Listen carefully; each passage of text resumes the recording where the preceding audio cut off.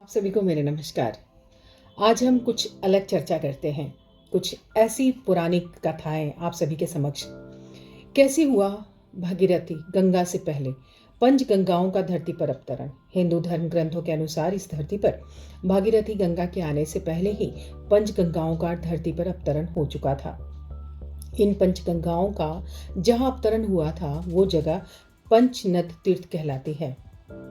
तो आइए जानते हैं कैसे हुआ पंच गंगाओं का धरती पे आगमन।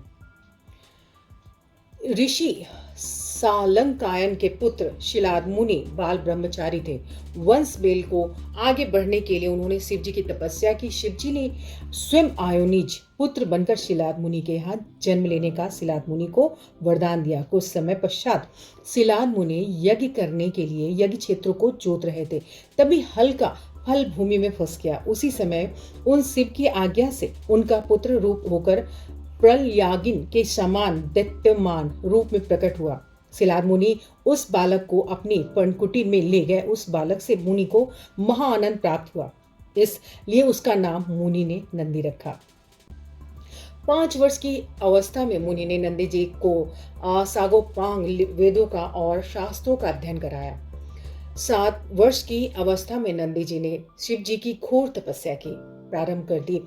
तपस्या से खुश होकर शिव जी पार्वती जी सहित प्रकट हुए और नंदी जी को अजर अमर अविनाशी रहने का वरदान दिया। शिव जी ने अपने गले से कमलों की माला उतारकर नंदी जी के गले में डाल दी। गले में माला पड़ते ही नंदी जी के 3 नेत्र तथा 10 भुजाएं हो गईं। भगवान वृषभ ध्वज ने अपनी जटाओं से हार के समान निर्मल जल ग्रहण कर नदी हो ऐसे कहकर जल को नंदी जी पर छिड़क दिया। क्षमा चाहती हूँ। उसी जल से 5 शुभ गंगाओं का धरती पर अवतरण हो गया, जिसका नाम जटोत्का गंगा, त्रिशोता गंगा, वृषध्वनि गंगा, स्वर्णोदिका गंगा, जम्बू नदी गंगा। ये 5 गंगा, यही 5 नदियां पंचनद नामक परम पवित्र तीर्थ के नाम से जानी जाती हैं, जो शिव का पृष्ठ देश कहलाता है, जो जपेश्वर के समीप आज भी वर्तमान है। पार्वती जी ने नंदी को शिव जी के गणों का अधिपति बना दिया। कुछ समय के बाद ब्रह्मा जी ने मरुत की कन्या सुयसा के साथ नंदी जी का ब्याह करवा दिया। ब्याह संपन्न हो जाने के बाद शिव जी ने नंदी जी को अद्भुत वरदान दिया। आइए जानते हैं क्या। शिव जी ने कहा, हे नंदी, तुम हमेशा हमारे प्रिय थे और रहोगे। तुम अजय महाबली होकर पूजनीय होगे, और जहां मैं रहूंगा वहीं तुम रहोगे, जहां तुम रहोगे मैं भी वहीं रहूंगा। इसी वरदान के कारण जहां भी शिव प्रतिमा का शिवलिंग स्थापित किया जाता है, वहां नंदी जी को जरूर स्थापित किया जाता है। धन्य है भोलेनाथ, धन्य है उनकी माया।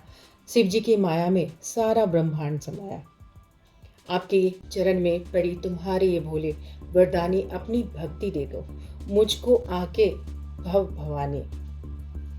आप सभी का